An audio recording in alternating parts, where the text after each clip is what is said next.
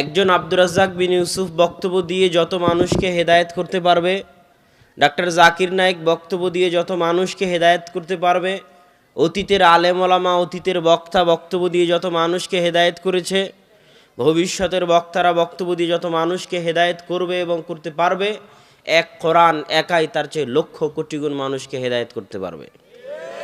কিন্তু মানুষ কোরআন পড়তে পারলে তো, মানুষ কোরআন বুঝতে পারলে তো। আল্লাহ বলছে, আমি যদি কোরআনকে অবতীর্ণ করতাম পাহাড়ের উপর, তাহলে পাহাড় চূর্ণ বিচূর্ণ হয়ে যেত, পাহাড় বিদীর্ণ হয়ে যেত। কিন্তু মানুষের তো কোরআন বুঝারই ক্ষমতা নাই। আমাদের মধ্যে কয়জন কোরআন বুঝি? উনি যে আয়াতগুলো তেলাওয়াত করলো, সে আয়াতগুলোর অর্থ কয়জন শুনে বুঝতে পারলাম? তাহলে আমি মনে করি মানুষ যদি কোরআন শুনে বুঝতে না পারে, তাহলে মানুষের জীবনের সম্পূর্ণটাই বৃথা। কেন? মানুষ তার রবের কালাম বুঝতে পারলো না। এর চেয়ে বড় আফসোসের কিছু আছে? এর চেয়ে বড় আফসোসের কিছু আছে? মানুষ তার নিজ প্রতিপালকের কথা বুঝতে পারে না। এই জ্ঞানটুকু সে সারা জীবনে অর্জন করতে পারেনি দুনিয়াতে আসার পর থেকে, যে তার প্রতিপালকের কথা সে বুঝতে পারবে। আগের যুগে যখন মুসলিম উম্মার স্বর্ণযুগ ছিল, তখন যে বিজ্ঞানী হয়নি তা নয়, তখন যে ইঞ্জিনিয়ার হয়নি তা নয়, আর ইবনে সিনার মতো ডাক্তার তো এখন পৃথিবীতেই নাই। সেই যুগে যত বড় বড় বিজ্ঞানী ছিল মুসলিম উম্মার, যত বড় বড় ডাক্তার ছিল, তারা সব ছিল কোরআনের হাফেজ। তাদের বই পুস্তক সব আরবিতে লেখা। কোরআনের হেফজ মানুষের মেধাকে এত বাড়িয়ে দিতে পারে, মানুষের স্মৃতিশক্তি, মানুষের বুদ্ধিশক্তি, মানুষের তীক্ষ্ণ শক্তিকে এত বাড়িয়ে দিতে পারে, যা পৃথিবীর কোনো কিতাব পারে না। এই জন্য আপনি ডাক্তার হন, ইঞ্জিনিয়ার হন, কৃষক হন, মাঝি হন, মাল্লা হন, যেই হন না কেন, কোরআন বুঝা এবং কোরআন বুঝার মতো জ্ঞান অর্জন করা আপনার উপর ফরজ। এটা শাইখুল ইসলাম ইবনে তাইমিয়া রাহিমাহুল্লাহর ফতোয়া, যে প্রত্যেক মুসলমানের জন্য কোরআন বুঝার মতো জ্ঞান অর্জন করা ফরজ। কেননা আল্লাহ কোরআন আপনার জন্য পাঠিয়েছেন, না কার জন্য? মানুষ মনে করে মুহাম্মদ সাল্লাল্লাহু আলাইহি ওয়াসাল্লামের উপর পাঠিয়েছে মানে শুধু মুহাম্মদ সাল্লাল্লাহু আলাইহি ওয়াসাল্লামের কাজ। আর আমাদের জন্য কি কাজ? আমরা এটাকে কাপড় দিয়ে মুড়িয়ে সুন্দর করে, ব্যাস এটাই হলো মুসলমানদের কাজ, আর তাকের উপর তুলে রেখে দিবে। এই জন্য পবিত্র কোরআন এসেছে। একে কাপড়বন্দি বাক্সবন্দি করে চুমা দিয়ে বুকের সাথে লাগিয়ে তাকে তুলে রাখার জন্য এই জন্য কোরআন এসেছে। তাবিজ কবজ হিসেবে ব্যবহার করে, ওষুধ আরোগ্য হিসেবে ব্যবহার করে টাকা পয়সা ইনকাম, ব্যবসা বাণিজ্য করার জন্য কোরআন এসেছে। তাহলে আমরা কোরআনের মূল্যায়নটা করলাম কোথায়? মুসলমানেরা যতদিন না নিজেরা পরিবর্তন হবে, ততদিন আল্লাহ তাদের ভাগ্য পরিবর্তন করবে না। আর সালাফে সালেহিন বলে গেছেন যে এই উম্মতের পরবর্তীদের সংশোধন ওটে দিয়েই সম্ভব, যেটে দিয়ে এই উম্মতের প্রথম অংশের সংশোধন হয়েছিল। আজকে আমরা যে বিপদে আছি, এই বিপদ থেকে উদ্ধার ওটে দিয়েই সম্ভব, যেটে দিয়ে আবু বকর, ওমর, ওসমান, আলী তাদের হৃদয়, তাদের জীবন পরিবর্তন করেছিলেন। ওটে দিয়েই সম্ভব, এ বাদে দ্বিতীয় কোনো রাস্তা নাই। তো সেখানে কোরআন ব্যতীত সম্ভব? বলেন, কোরআন ব্যতীত সম্ভব নয়। কয়জন মানুষ আপনাদের মধ্যে কোরআন জানে? কোরআন ঠিক মতো পড়াও জানে না। সে নিজেকে মুসলমান দাবি করতে পারে কেমন করে যে কোরআন ঠিক মতো পড়া জানে না, যে তার রবের কালাম জানে না, যে তার রব তাকে কি বলতেছে? আল্লাহ তো এই কোরআন তার জন্য পাঠিয়েছে, তার উপর পাঠিয়েছে। মুহাম্মদ সাল্লাল্লাহু আলাইহি ওয়াসাল্লাম মাধ্যম মাত্র। প্রত্যেক মানুষের জন্য এই কোরআন পাঠানো হয়েছে। হিন্দুকেও কোরআন পড়ে দেখতে হবে, খ্রিস্টানকেও কোরআন পড়ে দেখতে হবে, ইহুদিকেও কোরআন পড়ে দেখতে হবে। একজন মুসলমানকে তো দেখতে হবেই হবে, কেন এই কোরআন তার জন্যই পাঠানো। আল্লাহ কি বলেছে কোরআনে, এটা তার বোঝা জরুরি, ফরজ। এটা না বুঝে সে দুনিয়া থেকে যায় কেমন করে? এটা না বুঝে সে দুনিয়া থেকে মারা যায় কেমন করে? যে জীবনে একবার তার প্রতিপালকের পাঠানো চিঠি প্রথম থেকে শেষ পর্যন্ত বুঝে পড়ে দেখেনি যে তার প্রতিপালক তাকে কি বলতে চেয়েছে 1400 বছর আগে। এবং এত অক্ষত, এত অবিকৃত, জের জবর পেশ, কোনো কিছুই পরিবর্তন হয়নি। কিসের জন্য? ব্যবসা করার জন্য নাকি? কোরআন যে আল্লাহ 1400 থেকে হেফাজত করে রেখেছে কি তাবিজ বানিয়ে বিক্রি করার জন্য? হ্যাঁ, কোরআন 1400 বছর থেকে এইভাবে মুজিজা স্বরূপ হেফাজত হয়ে আছে কার জন্য? আপনার জন্য। কোরআন অপেক্ষায় আছে আপনার। কোরআন কিয়ামতের মাঠে মানুষের পক্ষে এবং মানুষের বিপক্ষে কথা বলবে। কোরআন যদি কিয়ামতের মাঠে আপনার বিপক্ষে দাঁড়িয়ে যায়, আপনি সেই দিন বিচারের মাঠে টিকতে পারবেন না। অতএব কোরআন যেন আপনার পক্ষে দাঁড়ায়, কোরআন যেন কিয়ামতের মাঠে আপনার পক্ষে আল্লাহর দরবারে সাক্ষী দেয়, এই চেষ্টা আপনাকে করতে হবে। কোরআন শিখতে হবে, কোরআন পড়তে হবে, কোরআন বুঝতে হবে। এই কোরআনের মধ্যে নিহিত আছে মুসলিম উম্মাহের সফলতা, মুসলিম উম্মাহের উন্নতি, মুসলিম উম্মাহের বিপদ থেকে বাঁচার রাস্তা। আজকে বিপদে আছে না নাই বাংলাদেশ? রাস্তাঘাট, স্কুল, কলেজ সব বন্ধ হয়ে যাবে, বন্ধ হয়ে গেছে, যাচ্ছে। শুধু বাংলাদেশ কেন, সারা পৃথিবী অচল হয়ে গেছে। এই শতাব্দীতে এত উন্নত পৃথিবী এইভাবে অচল আগে কোনোদিন হয়নি। এই শতাব্দীতে এত উন্নত পৃথিবী এইভাবে অচল আগে কোনোদিন হয়নি। সৌদি আরবের মানুষজনের ঘর থেকে বের হওয়া নিষেধ, ঘর থেকেই বের হওয়া নিষেধ। জেদ্দা, রিয়াদ, যেগুলোতে হাজার হাজার লাখ লাখ মানুষ চলতো, বাজারঘাট করতো, যে শপিং মলগুলোতে, সব ধুধু বিরান মরুভূমি হয়ে পড়ে আছে। কাবা ঘরে তওয়াফকারীর সংখ্যা অনেক অল্প, যেখানে লাখো মানুষ সবসময় তওয়াফ করত। বাইতুল মাকদেস বন্ধ। নতুন করে যে দেশগুলোতে সালাত নিষিদ্ধ হয়েছে, জামাতে সালাত, মসজিদ বন্ধের ঘোষণা এসেছে, তার মধ্যে মিশর এবং কাতার। আর আগে থেকে কুয়েত এবং মালয়েশিয়া তো মসজিদ এবং জামাতে সালাত, জুমা সব বন্ধ করে রেখেছিল। আর বিশ্বের যারা বড় বড় পরাশক্তি, আমেরিকা ঘোষণা করেছে যে আগামী গ্রীষ্মকালের শেষ সময় পর্যন্ত জরুরি অবস্থা থাকবে। পৃথিবীর সবচেয়ে বড় পরাশক্তি। আর চায়নার মতো অর্থনৈতিক পরাশক্তি, সুপার পাওয়ার আমেরিকা, আর অর্থনৈতিক পাওয়ার হচ্ছে চায়না। এদের সকলের শক্তি, সকলের দম্ভ, সকলের দাপট, যারা সিরিয়ার মাটিতে লাখো কোটি টন বোমা ফেলে হাজারো মুসলমানের রক্তে নিজেদের হাতকে রঞ্জিত করেছে, ব্যবসার নামে, তেলের নামে, গ্যাসের নামে নির্বিচারে মুসলমানকে হত্যা করেছে, হাজার হাজার মানুষকে হত্যা করেছে।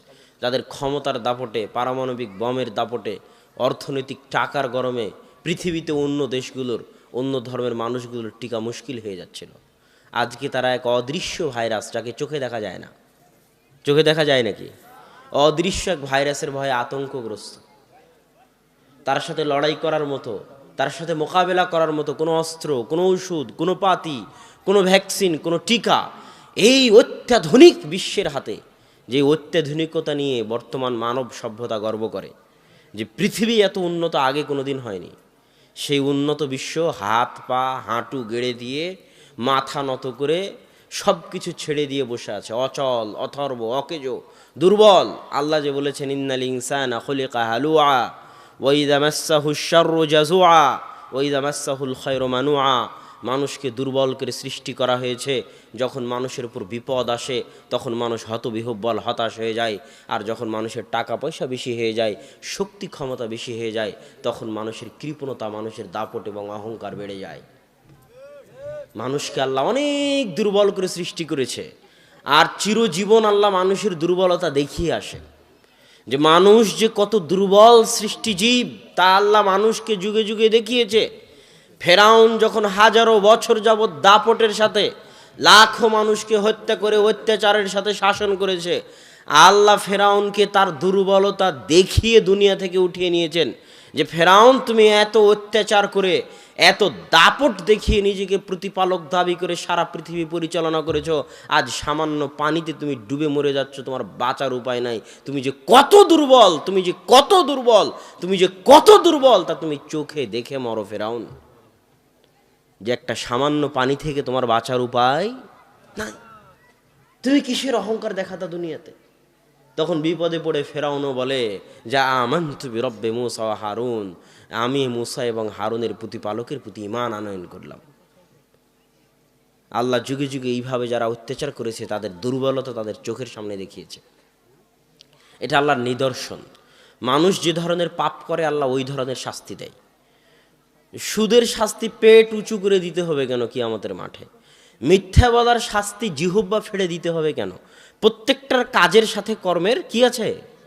লিঙ্ক আছে।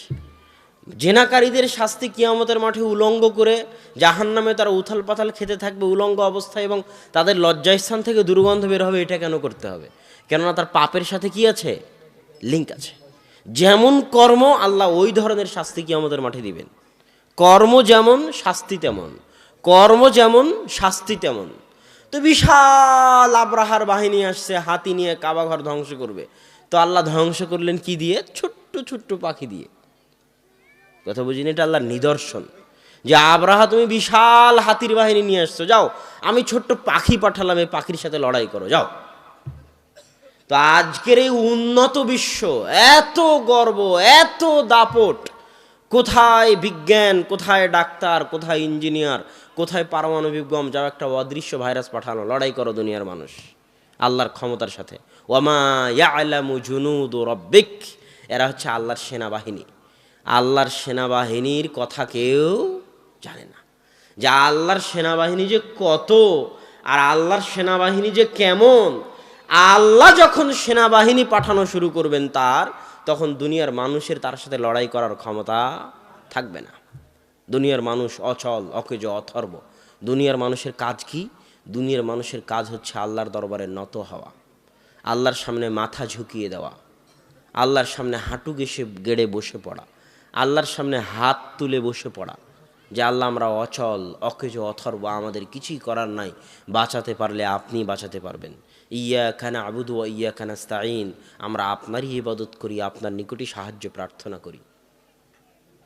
তো সম্মানিত উপস্থিতি, এই জন্য আল্লাহর দিকে ফিরে আসা মানুষের উচিত। আল্লাহ মাঝে মাঝে এই ধরনের নিদর্শন পাঠিয়ে মানুষকে তার দিকে ফিরে আসতে বলেন। কেন আল্লাহ চান না যে আপনি জাহান্নামে যান, না আল্লাহ চান এটা? আল্লাহ সুবহানাহু ওয়া তাআলা চান না যে ইবলিসও জাহান্নামে যাক। কথা কি বুঝতে পারছেন? আল্লাহ সুবহানাহু ওয়া তাআলা চান না যে আবু জাহালও জাহান্নামে যাক। আল্লাহ চান না যে আপনিও জাহান্নামে যান। এই জন্য একজন ব্যক্তি যখন মরুভূমিতে তার উট হারিয়ে ফেলে, তো মরুভূমির রাস্তা চেনা খুব কঠিন। আপনি নিজেও একবার মরুভূমিতে হারিয়ে গেলে আর বের হতে পারবেন না। ওই একই জায়গার মধ্যে ঘুরপাক খাবেন, রাস্তা খুঁজে বের করতে পারবেন না। সব দেখতে একই রকম মনে হবে, পাহাড় সব একই রকম, বালু সব একই রকম, ফিল্ড সব একই রকম, ধুধু মরুভূমি। কোন দিকে যে যাচ্ছি, কোন দিকে যে পূর্ব, কোন দিকে যে পশ্চিম, রাস্তা খুঁজে বের করে পার হতে পারবেন না। মরুভূমিতে ঘুরতে ঘুরতে মারা যাবেন। উট মরুভূমির রাস্তা চিনে। তো যে ব্যক্তি মরুভূমিতে উট হারিয়ে ফেলে, মানে তার মৃত্যু নিশ্চিত। তো একজন ব্যক্তি মরুভূমিতে উট হারিয়ে ফেলে নিজের মৃত্যুকে নিশ্চিত মনে করে যে এই মরুভূমিতে আমার তো বাঁচার পথ নাই, আমি তো আমার উটকে হারিয়ে ফেলেছি, তো মরতে যখন হবেই তাহলে একটু বিশ্রাম করি, এখান থেকে আমার বাঁচার কোনো পথ নাই। সে শুয়ে বিশ্রাম করতেছে, ঘুম থেকে উঠে, বিশ্রাম থেকে উঠে দেখে তার পাশে তার উটটা দাঁড়িয়ে আছে, হারানো উটটা।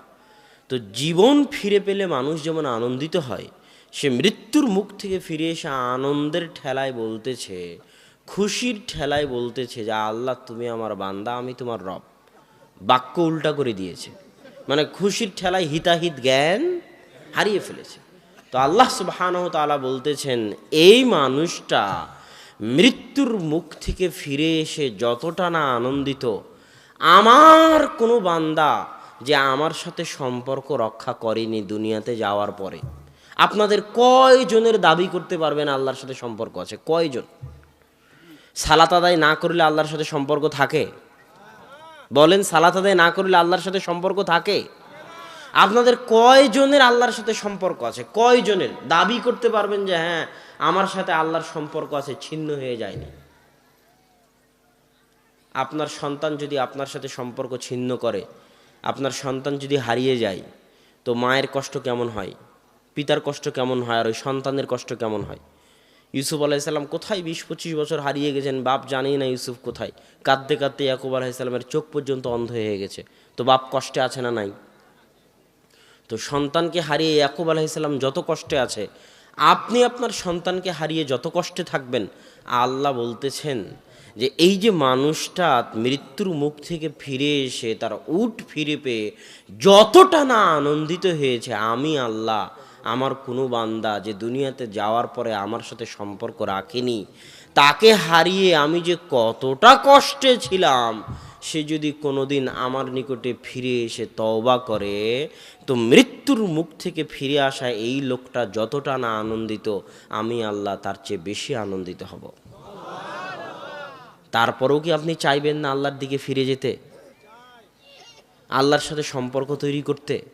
পৃথিবীতে কেউ আছে আল্লাহ ছাড়া আপনার? হ্যাঁ, পৃথিবীর সবাই ধোঁকাবাজ, আপনার স্ত্রীও ধোঁকাবাজ, স্বার্থের জন্য আপনার সাথে আছে। আপনার সন্তানও ধোঁকাবাজ, স্বার্থের জন্য আপনার সাথে আছে। স্বার্থহীন নিঃস্বার্থভাবে পৃথিবীতে যদি কেউ আপনাকে ভালোবেসে থাকে, সেটা কে? আপনার প্রতিপালক। তো আল্লাহ সুবহানাহু ওয়া তাআলার এই ভালোবাসার গুরুত্ব আমাদের বুঝতে হবে এবং আমাদের উচিত যত দ্রুত সম্ভব আল্লাহর দিকে ফিরে যাওয়া। আজকেই তওবা করে আল্লাহর দিকে ফিরে যাওয়া, অজু করে 2 রাকাত সালাত আদায় করে, বক্তব্য প্রোগ্রাম শেষ করে নিজ নিজ বাড়িতে গিয়ে অজু করে 2 রাকাত সালাত আদায় করে সবার উচিত পুনরায় আল্লাহর সাথে সম্পর্ক তৈরি করা। যে আল্লাহ, আজকে তওবা করে তোমার সাথে সম্পর্ক তৈরি করতেছি, আর সম্পর্ক ছিন্ন করব না। আর সম্পর্ক ছিন্ন না করার সবচেয়ে বড় মাধ্যম হচ্ছে যে কোনো মূল্যে দিনে রাতে 24 ঘন্টায় 5 ওয়াক্ত সালাত আদায় করা। আকিমিস সালাতা লিযিকরি, তোমরা সালাত আদায় করো আমাকে স্মরণ করার জন্য। তো 24 ঘন্টা মানুষ আল্লাহকে স্মরণ করতে পারবে না। আপনারা দিয়ার অঞ্চলের মানুষ, জমি জায়গা আছে, কাজকাম আছে, 24 ঘন্টা আল্লাহকে স্মরণ করতে পারবেন না, এটাই ঠিক। মানুষের ব্যস্ততা আছে, এটাই ঠিক, আল্লাহও জানে। তো আল্লাহ বলতেছে 24 ঘন্টা যদি না পারো তো কমসে কম কয়বার? 5 বার। 5 বার আল্লাহকে স্মরণ করা কি খুব কঠিন কাজ? কোনো কঠিন কাজ নয়। সালাত আদায় করাকে আমরা নিজেরা নিজেদের উপর ভারী বানিয়ে নিয়েছি। কয় মিনিট সময় লাগে এক ওয়াক্ত সালাত আদায় করতে? উজু করা থেকে শুরু করে সালাত কমপ্লিট করতে 10 মিনিটের বেশি লাগে না। এই 10টা মিনিট সময় আমাদের উপর এমন ভারী, এটা শয়তান আমাদের জন্য ভারী করে দিয়েছে। কথা বুঝেননি? আজান হওয়া মাত্রই সালাত আদায় করার সবচেয়ে সহজ উপায়, আজান হওয়া মাত্রই সব কাজ বন্ধ। প্রধানমন্ত্রীর সাথে যদি মিটিং থাকে তো বন্ধ, তাহলে সালাত আদায় করা সহজ হয়ে যাবে। না হলে যদি মনে করেন অনেক জরুরি কাজ, আর 5টা মিনিট করি, আর 2টা মিনিট করি, আজান হয়ে গেছে আর 5 মিনিট পর দোকান বন্ধ করি, তাহলে আর সালাত ধরে রাখতে পারবেন না। 2 দিন পর সালাত হারিয়ে যাবে, কোনো না কোনো ব্যস্ততায় এসে সালাত হারিয়ে যাবে। প্রথমে জামাত থেকে দূরে হয়ে যাবেন, তারপরে ব্যক্তি জীবন থেকে সালাত চলে যাবে। আর যদি এটা মূলনীতি বানিয়ে নেন যে আল্লাহু আকবার মুয়াজ্জিন বলেছে, মানে আমি যে অবস্থায় থাকি না কেন, যদি শয়তানের সাথে মোকাবেলা করতে পারার সবচেয়ে বড় মাধ্যম, শয়তান কিন্তু আজান হওয়া থেকে আপনার পিছনে লেগে যাবে যে আর 2 মিনিট দেরি করো, আর 2টা মিনিট মোবাইল চালাও, আর 2টা মিনিট পড়ো, আর 2টা মিনিট কম্পিউটার দেখো, আর 2টা মিনিট কৃষি কাজ করো, আর 2টা মিনিট দোকান খোলা রাখো। শয়তান লেগে যাবে। নামাজিকে নামাজ থেকে এইভাবে দূরে নিয়ে চলে যায় শয়তান। যে নামাজ পড়ে না তার কথা তো বাদই দিলাম, যারা সালাত আদায় করে তাদের এই অবস্থা। তারা তখন এইভাবে আস্তে আস্তে জামাত ফেল করে, জামাত ফেল করতে করতে ব্যক্তি জীবনে সালাত চলে আসে, আস্তে আস্তে ব্যক্তি জীবন থেকে সম্পূর্ণ সালাতটাই হারিয়ে যায়। তখন একটা পর্যায়ে বেনামাজিতে পরিণত হয়ে যায়। তো সালাত আদায় করার সবচেয়ে বড় উপায় হচ্ছে আজান হওয়া মাত্রই সব কাজ বন্ধ, যত জরুরি কাজ হোক না কেন। এই জন্যই ট্রাকের পিছনগুলোতে লেখা থাকে যে কাজকে কি যেন বলে, কাজকে, সালাতকে বলিও না আমার কাজ আছে, কাজকে বলো আমার সালাত আছে। এইটা ছাড়া আপনি আল্লাহর সাথে সম্পর্ক ধরে রাখতে পারবেন না। সালাত ছাড়া আল্লাহর সাথে সম্পর্ক ধরে রাখার কোনো উপায় নাই। কেননা আল্লাহর নিকটে আল্লাহর ইবাদত করার, আল্লাহর নিকটে চাওয়ার, আল্লাহর সাথে কথা বলার, আল্লাহর সাথে মোনাজাত করার, আল্লাহর নিকটে দোয়া করার, আসমানের নিচে জমিনের উপরে সালাতের চাইতে কোনো বড় মাধ্যম পৃথিবীতে আর নাই।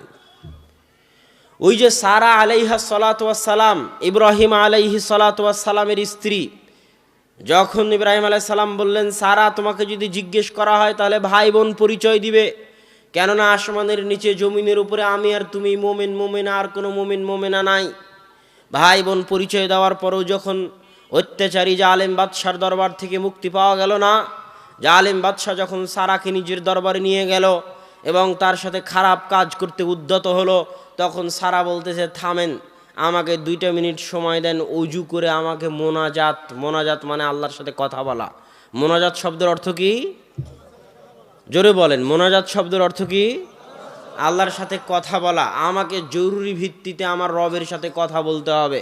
আমার আল্লাহর সাথে মোনাজাত করতে হবে, কথা বলতে হবে, 2 মিনিট সময় দেন, আপনি যা ইচ্ছা তাই করতে পারবেন, তবে আমি একটু আল্লাহর সাথে কথা বলে নিই। মানুষ বলে না আপনি দাঁড়ান আমি একটু বসকে কল দিয়ে নিই, বলে না? বলে না? আপনি একটু থামেন আমি একটু আমার নেতাকে একটু ফোন দিয়ে নিই, বলে না? বলে না?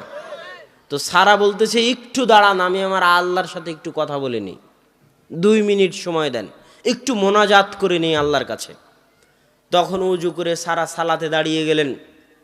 সালাতে আল্লাহ সারাকে বলতেছেন আল্লাহুম্মা ইন কুনতা তা'লাম, হে আল্লাহ আপনি যদি জেনে থাকেন আহসানতু ফারজি, আমি আমার লজ্জা স্থান, আমার আমানত, আমার আব্রু, আমার ইজ্জতের হেফাজত করেছি, খেয়ানত করিনি, তাহলে আল্লাহ আজকে কঠিন দিনে আমি যেভাবে তোমার ভয়ে, তোমার পরহেজগারিতায়, তোমার তাকওয়ায় আমার লজ্জা স্থান হেফাজত করেছি, আমার আমানত, আমার ইজ্জত, আমার আব্রুর হেফাজত করেছি, আজকে কঠিন দিনে লা তুসাল্লিত আলাইয়াল কাফের, এই কাফেরকে আপনি আমার উপর বিজয়ী করিয়েন না, এই কাফেরকে আপনি আমার উপর প্রাধান্য গালাবা দিয়েন না। আজকে এই কঠিন দিনে আমি যেমন আপনার ভয়ে আমার লজ্জা স্থান হেফাজত করেছিলাম, আজ বিপদে পড়েছি, আজ আমার লজ্জা স্থান, আমার ইজ্জত, আমার আব্রু, আমার আমানতের হেফাজতের দায়িত্ব আপনার। সারার বলা কথা শেষ হয়নি, জালেম বাদশাহ হাত পা অবশ্যই মাটিতে পড়ে গেছে। তাহলে আল্লাহর নিকটে মোনাজাত করার সবচেয়ে বড় মাধ্যম কি? সালাত। জোরে বলেন না কেন? আল্লাহর নিকটে মোনাজাত করার সবচেয়ে বড় মাধ্যম কি? সালাত। এই জন্য রাসূল সাল্লাল্লাহু আলাইহি ওয়াসাল্লাম যখনই বিপদে পড়তেন, যখনই কোনো বিপদে পড়তেন, বা দাঁড়া ইলা সালাহ, সাথে সাথে সালাতে দাঁড়িয়ে যেতেন। মানুষ যখন স্বাভাবিকভাবে বিপদে পড়ে তখন মানুষ আগে স্মরণ করে যে যে বিষয়ে বিপদে পড়ে সে বিষয়ে রিলেটেড কাউকে স্মরণ করে। যেমন ছেলে সন্তান যদি অ্যাক্সিডেন্ট হয় তাহলে কোন মেডিকেলে আছে, কোন ডাক্তারের কাছে যেতে হবে, সে ডাক্তারকে কল দেয়, কাকে মেডিকেলে পাঠাবে তাকে কল দেয়। যদি কোনো কেস কোর্ট কাচারি হয় তাহলে কোন নেতার দরবারে যাবে, কোন মেম্বার, কোন চেয়ারম্যান, কোন এমপি তাকে সহযোগিতা করতে পারবে তার কাছে যায়, তাকে ফোন দেয়, তার সাথে কথা বলে। কিন্তু একজন মুসলমানের উচিত বিপদ যত বড়ই হোক না কেন, বিপদ যত ছোটই হোক না কেন আর যত বড়ই হোক না কেন, সবার আগে আপনি যে বিপদে পড়েছেন এটা কাকে জানানো উচিত? আল্লাহকে জানানো উচিত।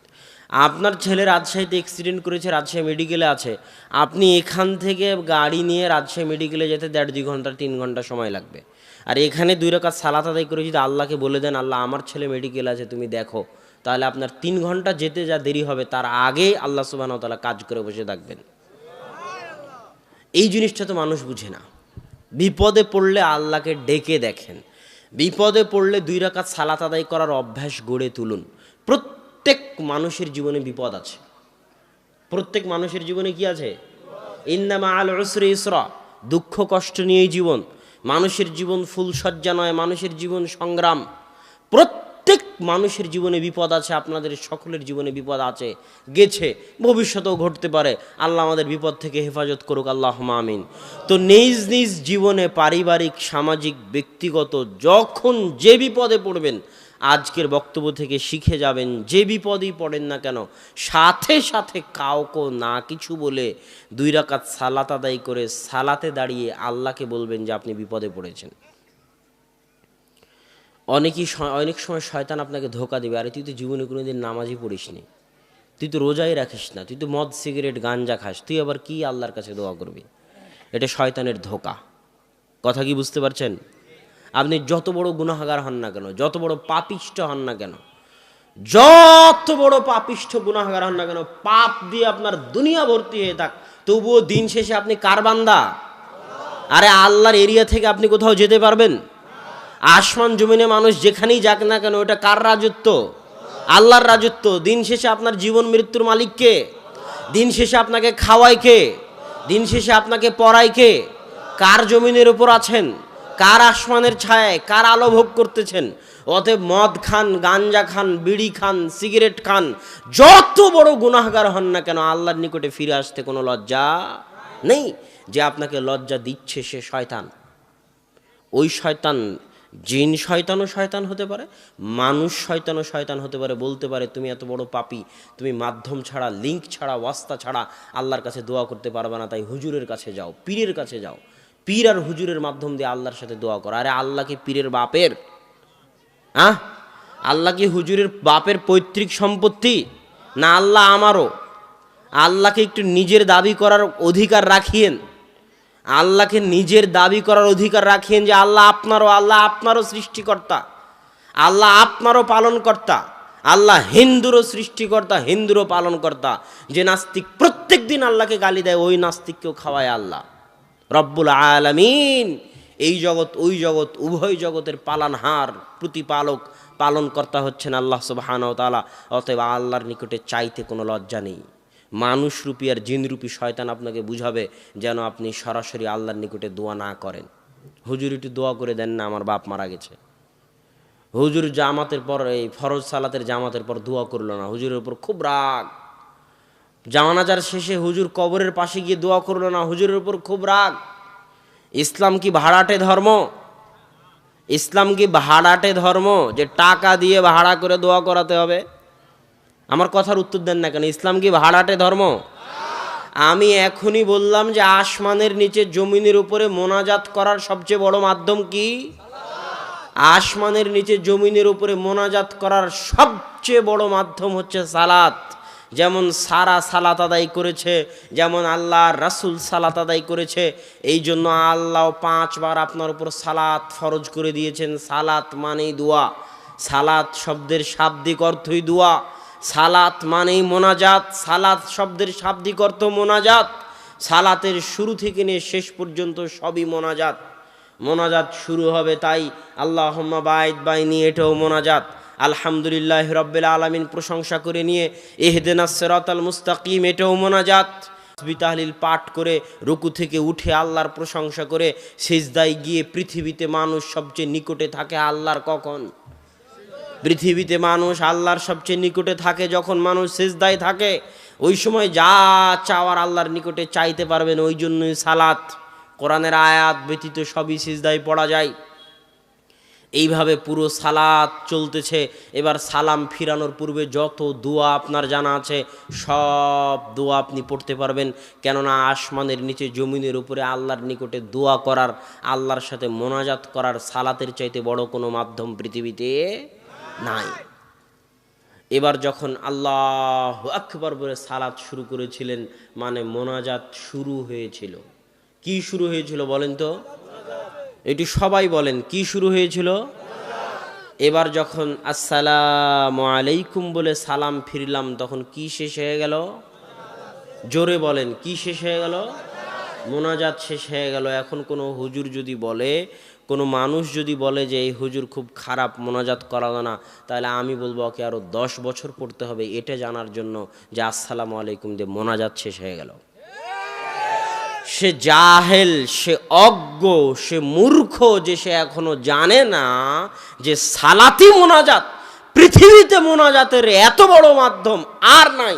সালাত যত বড় মাধ্যম, আল্লাহু আকবার দিয়ে সালাতের মোনাজাত শুরু হয়েছে, আসসালামু আলাইকুম দিয়ে মোনাজাত শেষ হয়ে গেছে। এত বড় মোনাজাত, এত বড় দামি, এত গুরুত্বপূর্ণ, এত সুন্দর মোনাজাত পৃথিবীতে আর নাই। আল্লাহকে ডাকার এর চেয়ে বড় মাধ্যম পৃথিবীতে আর নাই। এই জন্য সালাতুল জানাজা মানে কি? জানাজা মানে লাশ, মৃত ব্যক্তির লাশ। আর সালাত মানে দোয়া, দোয়া মানে মোনাজাত, মানে মৃত ব্যক্তির জন্য দোয়া করার সালাত, মৃত ব্যক্তির জন্য মোনাজাত করার সালাত। এই জন্য সালাতুল জানাজা আল্লাহু আকবার সূরা ফাতিহা, আল্লাহু আকবার দরুদ শরীফ, আল্লাহু আকবার যে মুখস্থ দুইটা দোয়া আছে, আল্লাহুম্মা গফির লাহু ওয়ারহামহু ওয়াফু আনহু, আল্লাহুম্মা গফির লিল হাইয়িনা ওয়া মাইয়িতিনা, এই যে দুইটা দোয়া আছে, এই দুইটা দোয়া কার জন্য? ওই মৃত ব্যক্তির জন্য, আমাদের সবার জন্য। এই সালাতটা দেওয়াই হয়েছে ওই ব্যক্তির জন্য, দোয়া করার জন্য যে সামনে আছে। এবার যখন আসসালামু আলাইকুম বলা হলো জানাজার সালাতে, তখন কি শেষ হয়ে গেল? মোনাজাত শেষ হয়ে গেল। যে বলবে কবরের পাশে গিয়ে মোনাজাত করা লাগবে, ওকে যদি জাহেল প্রমাণ করতে না পারি, তো আপনার এই আলাদিপুরের মাটিতে, এই গ্রামে আমি আর কোনোদিন আসবই না। ওকে আরো 10 বছর পড়তে হবে, বেটা মোনাজাত শেষ হয়ে গেল। তুমি কেন সারা পৃথিবীর সকল হুজুর সকল আলেম মিলে যদি কবরের পাশে দাঁড়িয়ে দোয়া বানাতে থাকে, সারা পৃথিবীর সকল আলেম মিলে যদি কবরের পাশে দাঁড়িয়ে দোয়া বানাতে থাকে, তো মুহাম্মদ সাল্লাল্লাহু আলাইহি ওয়াসাল্লাম যে দোয়া শিখিয়ে দিয়ে গেছেন মৃত ব্যক্তির জন্য ওর চেয়ে ভালো দোয়া বানাতে পারবে না। কিয়ামত পর্যন্ত যদি কবরের পাশে দাঁড়িয়ে বানানোর চেষ্টা করে, তো আল্লাহর রাসূল যে দোয়া শিখিয়ে দিয়ে গেছেন ওর চেয়ে ভালো দোয়া বানাতে পারবে না। সেটা এখনো বুঝেনি যে সালাত মানে মোনাজাত।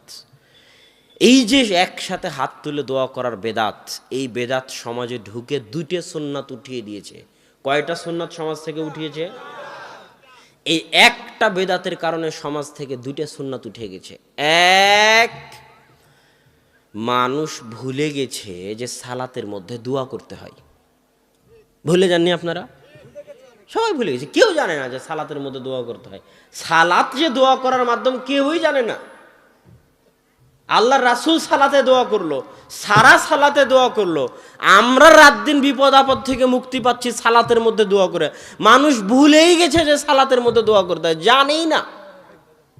কেন ভুলে গেছে? ওই যে সালাতের পরে একসাথে হাত তুলে মোনাজাত শুরু হয়েছে, ওই একটা বেদাত এত বড় একটা সুন্নাত, এত বড় একটা নেয়ামত থেকে মুসলিম উম্মাহকে দূরে রেখেছে যে সালাতের মধ্যে দোয়া করতে হয়, সালাত দোয়া করার মাধ্যম। এই মহা নেয়ামত থেকে দূরে রেখেছে। আমার চ্যালেঞ্জ থাকলো, আপনি যে বিপদেই পড়েন শুধু 2 রাকাত সালাত আদায় করে দেখবেন, ইনশাআল্লাহ আপনার বিপদ দূর হয়ে যাবে।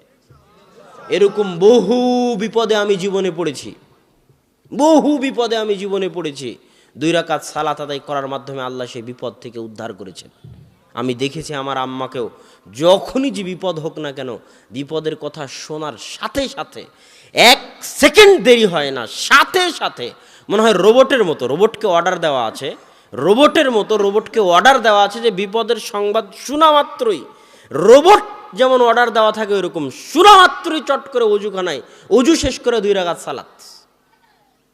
আর এই এক সালাতের বরকতে বিপদ দূর হয়ে যায়। আল্লাহু আকবার। কেন? আল্লাহকে ডাকার এর চেয়ে বড় মাধ্যম পৃথিবীতে নাই। এই একটা জঘন্য বেদাত, নিকৃষ্ট বেদাত মুসলিম উম্মাহকে সালাতের মতো মহান ইবাদত, আল্লাহকে ডাকার এত বড় সুযোগ, আল্লাহকে ডাকার এত বড় মাধ্যম, আল্লাহকে ডাকার এত বড় পদ্ধতি, আল্লাহকে ডাকার এত বড় সুযোগ মাধ্যম পদ্ধতি থেকে অজ্ঞ জাহেল মূর্খ করে রেখেছে, দূরে রেখেছে। এত বড় নেয়ামত থেকে বঞ্চিত করে রেখেছে। মানুষ জানেই না যে সালাতের কত পাওয়ার, মানুষ জানেই না সালাতের কত শক্তি। তাই মানুষ সালাত শেষ হয়ে গেলে বলে যে দোয়া করো। আরে দোয়া করার সময় তো সালাতের মধ্যে ছিল, পাগল। কত বড় নেয়ামত থেকে আপনি বঞ্চিত, অনেক বড় বিশাল নেয়ামত থেকে আপনি বঞ্চিত। সালাতের নিয়ামত থেকে বঞ্চিত আপনি। সালাতের মধ্যে যে দোয়া করতে হয় এই নিয়ামত থেকে বঞ্চিত। কেননা সালাতের পরে যে মোনাজাত আছে, আজ থেকে সংশোধন হন। আমি আপনাকে খোঁটা দিয়ে নয়, আঘাত দিয়ে নয়, আপনার দ্বীনী ভাই হিসেবে বলতে চাই, পরীক্ষা করে দেখুন সালাত দোয়া করার কত বড় মাধ্যম। ইনশাআল্লাহ আপনার দোয়া কবুল হবেই হবে ইনশাআল্লাহ। আর একটা কি সুন্নাত উঠে গেছে, এখন সালাম ফিরানোর পরে যত কোরআন এবং হাদিসে যত হাদিসের গ্রন্থ আছে, সব হাদিসের গ্রন্থে সালাম ফিরানোর পরে জিকির আজকার তাসবিহ তাহলিল সূরা নাস ফালাক ইখলাস আয়াতুল কুরসি এগুলোর কথা আছে। আলহামদুলিল্লাহ সুবহানাল্লাহ লা ইলাহা ইল্লাল্লাহ আল্লাহু আকবার, অধিকাংশ রিওয়ায়াত বর্ণনা এগুলো সংক্রান্ত যে সালাম ফিরানোর পর কি করতে হয়, জিকির আজকার তাসবিহ তাহলিল পড়তে হয়। তো সমাজে যখন একসাথে হাত তুলে দোয়া ঢুকেছে, তখন আর কয়জন তাসবিহ পড়ে, কয়জন জিকির করে সালামের পর বসে থেকে? বলেন। সালামের পর দোয়া করে বিহাক্কি লা ইলাহা ইল্লাল্লাহ বলে সুন্নাত শুরু, শেষ। কোনো তাসবিহ নাই, কোনো তাহলিল নাই, কোনো জিকির নাই, আজকার নাই, জানেই না, ভুলে গেছে, সমাজ থেকে উঠেই গেছে। তাহলে এই একটা বেদাত কত খারাপ, কত জঘন্য, কত নিকৃষ্ট যে আপনাকে বড় বড় দুইটা নিয়ামত থেকে বঞ্চিত রেখেছে। এক, সালাতের মধ্যে যে দোয়া করতে হয় এই নিয়ামত থেকে বঞ্চিত রেখেছে। সালামের পরে যে জিকির আজকার করতে হয়, তাসবিহ তাহলিল করতে হয়, নাস ফালাক ইখলাস পড়তে হয়, আয়াতুল কুরসি পড়তে হয়, আল্লাহু আকবার সুবহানাল্লাহ আলহামদুলিল্লাহ লা ইলাহা ইল্লাল্লাহ পড়তে হয়, এই সকল ইবাদত থেকে আপনাকে দূরে রেখেছে, বঞ্চিত করে রেখেছে। তাই এই ধরনের জঘন্য নিকৃষ্ট বেদাতকে সমাজ থেকে উৎখাত করতেই হবে। এটা আপনার দায়িত্ব। আমি আপনার দ্বীনি ভাই হিসেবে বলে গেলাম, আপনার কল্যাণ চাই, আপনাকে জাহান্নামের আগুন থেকে বাঁচিয়ে জান্নাতে নিয়ে যেতে চাই, আপনার সাথে ধোঁকা দিতে চাই না, আপনার কল্যাণকামী, আপনার বন্ধু, আপনাকে আঘাত দিতে চাই না। আপনি বিশাল বিপদে আছেন এক বেদাত নিয়ে, আল্লাহকে ভয় করে এই বেদাত থেকে ফিরে আসার চেষ্টা করুন। কেননা বেদাতের জগতে কোরআন এবং সহিহ হাদিসের আলোকে আপনি কেমনে বুঝবেন কোনটা সুন্নাত কোনটা বেদাত, কেমনে বুঝবেন কোনটা হালাল কোনটা হারাম, তার একটা মূলনীতি আজকে আপনাকে বলে যাই। এই মূলনীতি আপনার জন্য রাস্তা সহজ করে দিবে। যে মানুষের জীবন দুইটা ভাগে বিভক্ত, একটা মানুষের দুনিয়াবী জীবন, একটা মানুষের ইবাদতের জীবন। এই যে এখানে আছেন এটা কিন্তু ইবাদতের অন্তর্ভুক্ত। মসজিদে ফজরের সালাত আদায় করবেন, ইবাদতের অন্তর্ভুক্ত। জিকির আজকার তাসবিহ তাহলিল করবেন, ইবাদতের অন্তর্ভুক্ত। দান সাদকা করবেন, ইবাদতের অন্তর্ভুক্ত। সিয়াম পালন করবেন, রোজা রাখবেন, হজ করবেন, ইবাদতের অন্তর্ভুক্ত। এই ইবাদতগুলো থেকে যখন বের হবেন তখন যে জীবনটা শুরু হয় ওটা দুনিয়া। মসজিদ থেকে বের হলে কি শুরু হলো? দুনিয়া। আপনার রাস্তাঘাট, বাজারঘাট, দোকানপাট, কৃষিকাজ, জমি জায়গা, কেস কোর্ট কাচারি, সংসদ ভবন, অর্থনীতি, ব্যাংক ব্যালেন্স, বিবাহ শাদী, যা কিছু আছে সব কিছু কিসের অন্তর্ভুক্ত? দুনিয়াবী জীবনের অন্তর্ভুক্ত। তো ইসলামের মূলনীতি হচ্ছে যা যা দুনিয়াবী জীবনের অন্তর্ভুক্ত সেটার ক্ষেত্রে হুকুমের নাম হালাল আর হারাম। কি হুকুমের নাম বলেন তো? হালাল আর হারাম। আর ইবাদতের জগতে হুকুমের নাম হচ্ছে সুন্নাত আর বেদাত। আপনি যদি আমাকে বলেন মদ খাওয়া সুন্নাত না বেদাত, প্রশ্ন ঠিক হবে? প্রশ্ন ঠিক হবে না। কেননা মদ খাওয়া কিসের সাথে সম্পৃক্ত? দুনিয়ার সাথে। তাহলে প্রশ্ন কি হতে হবে? হালাল না হারাম। আপনি যদি আমাকে জিজ্ঞেস করেন যে একসাথে হাত তুলে দোয়া করা হালাল না হারাম, তাহলে প্রশ্নই ভুল। কেন একসাথে হাত তুলে দোয়া করা ইবাদতের সাথে সম্পৃক্ত। আপনাকে বলতে হবে একসাথে হাত তুলে দোয়া করা সুন্নাত না বেদাত। এবার আসেন দুনিয়াবী জীবনে। আমরা বুঝলাম যে দুনিয়াবী জীবনের হুকুম আহকামের নাম কি? হালাল অথবা হারাম। দুনিয়াবী জীবনে ইসলামের মূলনীতি হচ্ছে, খুব ভালো করে মনে করে যাবেন, বক্তব্যের সব অংশ ভুলে গেলেও এ অংশ মনে থাকলে অনেক কাজে দিবে। ইসলামের মূলনীতি হচ্ছে দুনিয়াবী জীবনে আল্লাহ এবং আল্লাহর রাসূল। আচ্ছা, বাক্যটা আর একটু সহজ করে বলি। দুনিয়াবী জীবনে ইসলামের মূলনীতি হচ্ছে হালাল এবং হারামের ক্ষেত্রে ইসলামের মূলনীতি হচ্ছে সবই হালাল। কি বলেন তো? সবই হালাল। শুধু কতটুকু হারাম? যতটুকু আল্লাহ এবং আল্লাহ রাসূল 1400 বছর আগে হারাম করে গেছেন। সবই হালাল, এটা হলো মূলনীতি। সবই হালাল। আগে যা ছিল, এখন যা আছে, 10 বছর পরে যা আসবে, 500 বছর পরে যা আসবে, 1000 বছর পরে যা আসবে, সবই হালাল। শুধু অতটুকুই হারাম যতটুকু আল্লাহ এবং আল্লাহ রাসূল কি করে গেছেন? নিষেধ করে গেছেন। আজকে আপনি যত খাবার খান, এই কালাইয়ের রুটি আল্লাহ রাসূলের যুগে ছিল নাকি? ছিল না। এখন কালাইয়ের রুটি হালাল না হারাম? আমাদের মূলনীতি হচ্ছে সবই হালাল, যতটুকু আল্লাহ রাসূল নিষেধ করে গেছেন ততটুকু হারাম। তো এখন দেখতে হবে যে কালাই রুটিকে আল্লাহ রাসূলের নিষেধের মধ্যে পড়ে না পড়ে না। যদি না পড়ে তাহলে হালাল, কেন? সবই হালাল। দুনিয়াবী জীবনের কি? সবই হালাল। আল্লাহ রাসূল বলেছে আল্লাহ সুবহানাহু ওয়া তাআলা বলেছে হুররিমাত আলাইকুমুল মাইতাতু ওয়াদ দামু ওয়া লাহমুল খিনজির।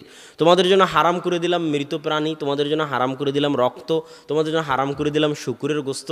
আল্লাহ রাসূল বলছে তোমাদের জন্য হারাম করে দিলাম জি মিখলাব থাবাওয়ালা প্রাণী, তোমাদের জন্য হারাম করে দিলাম জি নাব শিকারী দাঁতওয়ালা প্রাণী, তোমাদের জন্য হারাম করে দিলাম সেবা হিংস্র প্রাণী, তোমাদের জন্য হারাম করে দিলাম জাল্লালাহ যে সমস্ত প্রাণী ময়লা নিকৃষ্ট হারাম অপবিত্র জিনিস খেয়ে বড় হয় ওই সমস্ত প্রাণী। এই যে আল্লাহ রাসূল হারাম করে দিচ্ছেন, এইগুলো বাদে কিয়ামত পর্যন্ত যত খাবার আবিষ্কার হবে, সেটা চাইনিজ হোক, থাই হোক, ইটালিয়ান হোক, বাঙালি হোক, আর দিয়াড়ের কালাইয়ের রুটি হোক, কথা বুঝেননি? যত খাবার কিয়ামত পর্যন্ত আবিষ্কার হবে এগুলো বাদে সব কি হবে? হালাল। মূলনীতি কি বুঝা গেল হালাল হারামের? এবার আসেন ইবাদতের জগতে সম্পূর্ণ উল্টা। ইবাদতের জগতে সবই বেদাত। হুজুর যে বলতেছে এরা সব বেদাত করে, আরে সবই তো বেদাত। আছে না যে এরা ওই আব্দুর রাজ্জাক বিন ইউসুফ এরা খালি আসলেই খালি বলে এটা বেদাত সেটা বেদাত উমুক বেদাত তুমুক বেদাত। তো সবই যদি বেদাত হয় তো ইবাদত করবো কোনটারে পাগল? তা ইসলামের মূলনীতি হচ্ছে ইবাদতের জগতে সবই কি, এটা জোরে বলেন তো, সবই কি? শুধু কতটুকু সুন্নাত, যতটুকু আল্লাহ এবং আল্লাহ রাসূল 1400 বছর আগে বলে গেছে এবং করে গেছে। আল্লাহর রাসূলের মৃত্যুর পর থেকে না আজ পর্যন্ত যত ইবাদত আবিষ্কার হবে আর আরও 500 বছর পরে যত আবিষ্কার হবে, চুল পরিমাণও যদি বৃদ্ধি হয় তো ওই চুলের নাম কি হবে? সরিষা পরিমাণ যদি নতুন আবিষ্কার হয় ওর নাম কি হবে? বেদাত। তাহলে ইবাদতের জগতে সবই বেদাত। এখন তুমি যদি জিজ্ঞেস করো যে এটা যে বেদাত কোথায় লেখা আছে, নিষেধের দলিল দেন। আরে সবই তো বেদাত, নিষেধের দলিল কি দিব? তোমাকে দলিল দিতে হবে যেটা আল্লাহ এবং আল্লাহ রাসূল করেছে। একটা যখন কাগজ অফিস আদালতে পাশ হয় তখন চেয়ারম্যান, মেম্বার বা যারা দায়িত্বশীল প্রিন্সিপাল তার স্বাক্ষর লাগে না, লাগে না? স্বাক্ষর লাগে। তো ইবাদত বলে গণ্য হতে, ভ্যালিড, লেজিটিমেট ইংরেজিতে বলে, যে এটা যে ইবাদত এটা ভ্যালিড, গ্রহণযোগ্য হতে, লেজিটিমেট হতে মুহাম্মদ সাল্লাল্লাহু আলাইহি ওয়াসাল্লাম এবং আল্লাহর স্বাক্ষর লাগবে, সিলমোহর লাগবে। যতক্ষণ না মুহাম্মদ সাল্লাল্লাহু আলাইহি ওয়াসাল্লামের স্বাক্ষর পাওয়া যাবে, আল্লাহর স্বাক্ষর পাওয়া যাবে, ততক্ষণ এটা ইবাদত বলে ভ্যালিড হিসেবে গণ্য হবে না। সেই স্বাক্ষরটা কি?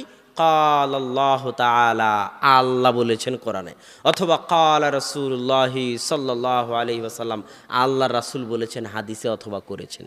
এই দুইটার একটাও যদি না পাওয়া যায় তো যত বড় ইবাদত হোক, যত ভালো ইবাদত হোক, ওইটাকে ডাস্টবিনে নিক্ষেপ করে দিতে হবে।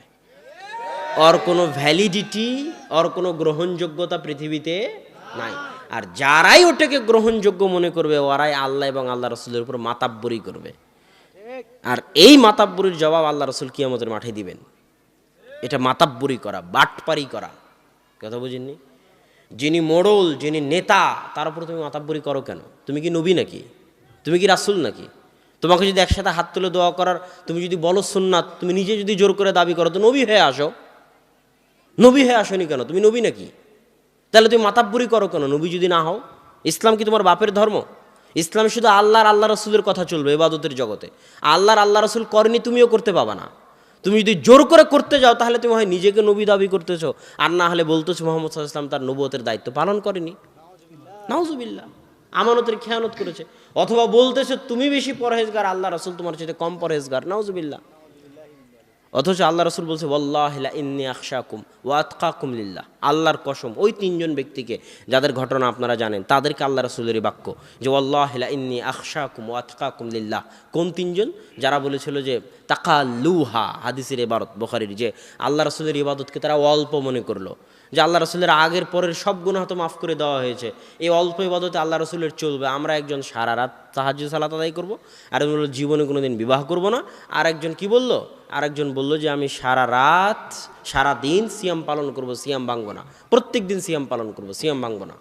তো আল্লাহ রাসূল ওদেরকে ডেকে বলতেছেন, শোনো, আল্লাহি, আল্লাহর কসম, লা ইন্নি, লাম মানে অবশ্য অবশ্যই, তাকিদ, ইন্নি নিশ্চয় আমি, আল্লাহর কসম নিশ্চয়, অবশ্য অবশ্যই আমি মুহাম্মদ আসমানের নিচে জমিনের উপর সবচেয়ে বেশি আল্লাহকে ভয় করি, সবচেয়ে বেশি তাকওয়াবান, সবচেয়ে বেশি পরহেজগার। যদি করা লাগতো তাহলে আমিই করতাম। মান রাগিবা আন সুন্নতি ফালাইসা মিন্নি, যারা আমার সুন্নাত থেকে মুখ ফিরিয়ে নিল তারা আমার উম্মতের অন্তর্ভুক্ত নয়।